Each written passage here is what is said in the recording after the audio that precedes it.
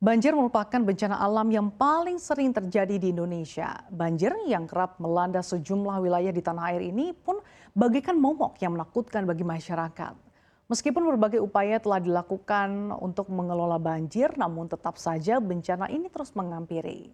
Selengkapnya akan kami ulas untuk Anda dalam Banjir Tiada Henti, Solusi Terus Dinanti. Kita lihat di slide yang pertama.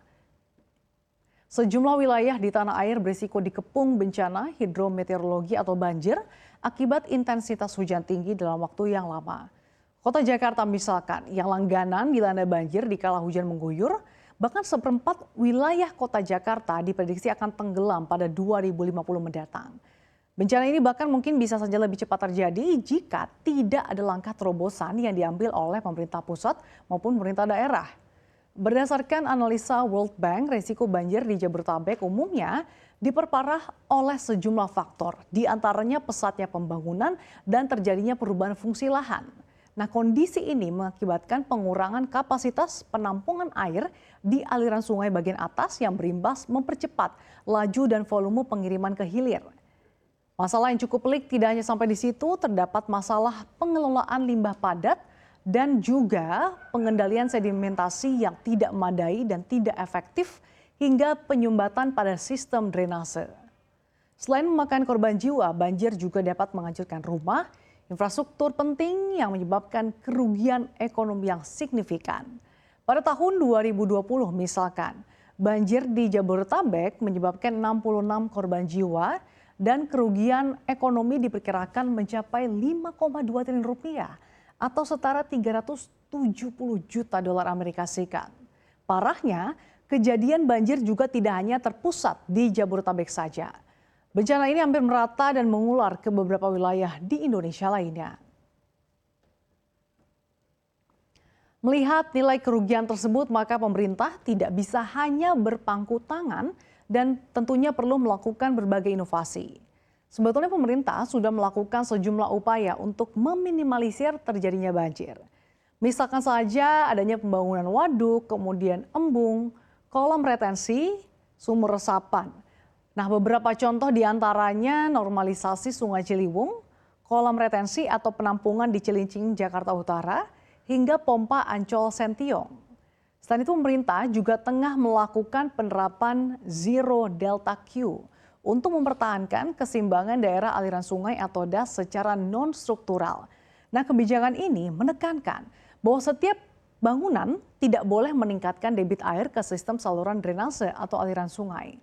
Hal ini pun menjadi persyaratan dalam penerbitan izin pemanfaatan ruang di suatu DAS seperti izin mendirikan bangunan atau IMB atau izin pemanfaatan ruang lainnya.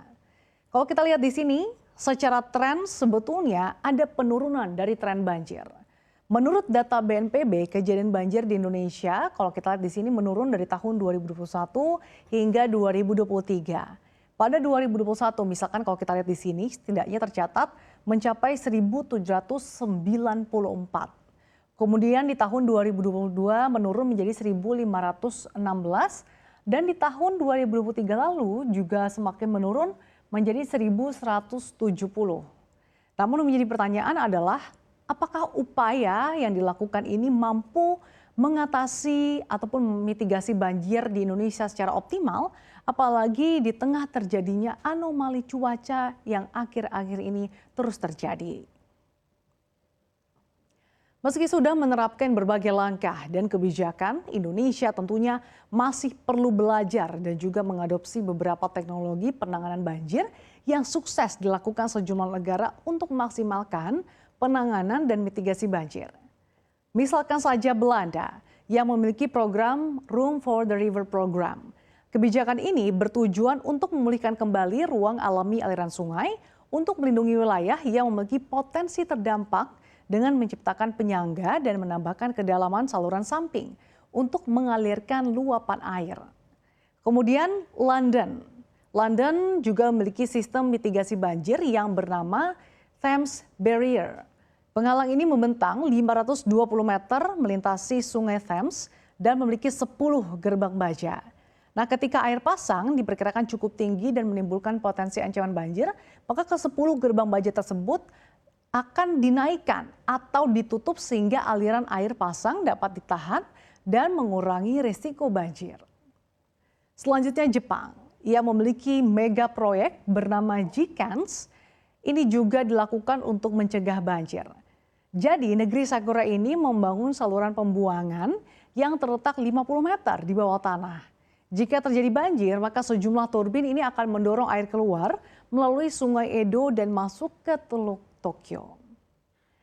Ya, meskipun memang berbagai upaya sudah dilakukan oleh pemerintah, namun dibutuhkan komitmen dan keseriusan pemerintah dalam menanggulangi dan memitigasi banjir yang melanda di tanah air.